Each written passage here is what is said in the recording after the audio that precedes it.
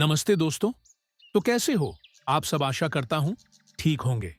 आज ऐसी book summary लेकर आए हैं जो आपको एक मोटिवेशन देगी, तो आप इसको पूरा जरूर सुने और अच्छा लगे तो लाइक एंड सब्सक्राइब करें। चलो स्टार्ट करते हैं।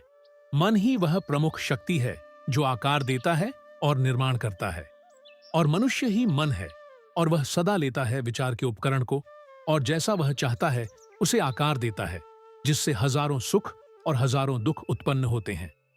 वह गुप्त रूप से सोचता है और वही घटित होता है। उसका वातावरण केवल उसका दर्पण है। यह छोटा सा ग्रंथ ध्यान और अनुभव का परिणाम है। इसका उद्देश्य विचार की शक्ति पर गहराई से चर्चा करना नहीं है, क्योंकि इस विषय पर पहले ही बहुत कुछ लिखा जा चुका है, बल्कि यह पुस्तक प्रेरणादायक है, व्याख्यात्मक नहीं। इसका उद्देश्य पुरुषों और महिलाओं को यह सत्य खोजने और समझने की प्रेरणा देना है कि वे स्वयं ही अपने निर्माता हैं, उन विचारों के माध्यम से जिन्हें वे चुनते और पोषित करते हैं। मन ही वह शिल्पकार है जो चरित्र रूपी अंतःवस्त्र और परिस्थितियों रूपी बाह्य वस्त्र दोनों को बुनता है। जैसे वे अब तक अज्ञान और पीड़ा में बुनते आए हैं, अब वे प्रबुद्धता और आनंद में बुन सकते हैं। प्रथम अध्याय विचार और चरित्र, थॉट एंड कैरेक्टर। कर्म विचार का पुष्प है और सुख दुख उसके फल हैं। जैसा मनुष्य अपने मन में सोचता है वैसा ही वह होता है। यह उक्ति न केवल मनुष्य के पूरे अस्तित्व को समेटती है, बल्कि उसके जीवन की हर परिस्थिति और स्थिति तक पहुंचती है। मनुष्य वास्तव में वही है जो वह सोचता है। उसका चरित्र उसके सभी विचारों का पूर्ण योग है। जैसे कोई पौधा बीज के बिना नहीं उग सकता, वैसे ही मनुष्य का हर कर्म छिपे हुए विचारों के बीज से उत्पन्न होता है।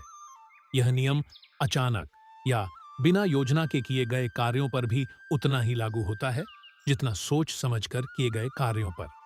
सुख और दुख वही फल हैं जो मनुष्य अपने विचारों की खेती से पाता है। मनुष्य किसी कृत्रिम निर्माण की तरह नहीं, बल्कि नियम के अनुसार विकसित होने वाला जीव है।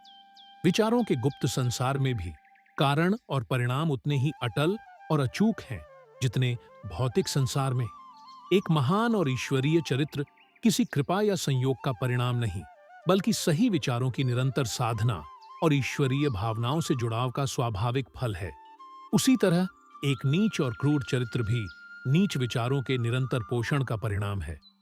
मनुष्य स्वयं अपने आप को बनाता है या बिगाड़ता है। विचारों की शस्त्रशाला में वह अपने विनाश के हथियार भी गढ़ता है और अपने निर्माण के औजार भी। सही विचारों के चयन और उचित प्रयोग से मनुष्य ईश्वरीय पूर्णता तक पहुंच सकता है, जबकि गलत विचारों से वह जानवर से भी नीचे गिर सकता है। इन दोनों ध्रुवों के बीच चरित्र के सभी स्तर मौजूद हैं, और हर स्तर का निर्माता मनुष्य स्वयं है। आत्मा से संबंधित सभी सुंदर सत्यों में सबसे आश्वस्त करने वाली और शक्तिशाली बात यह है कि मनुष्य ही अपने विचारों का स्वामी है, अपने चरित्र का निर्माता है और अपनी परिस्थितियों और भाग्य का रचयिता है। एक शक्ति, बुद्धि और प्रेम से युक्त प्राणी के रूप में वह अपने हर हालात की कुंजी रखता है, और अपने भीतर वह परिवर्तनकारी शक्ति भी रखता है जिससे वह अपने को वैसा बना सकता है जैसा वह चाहता है। मनुष्य हमेशा स्वामी होता है, चाहे वह सबसे कमजोर और पतित अवस्था में क्यों न हो।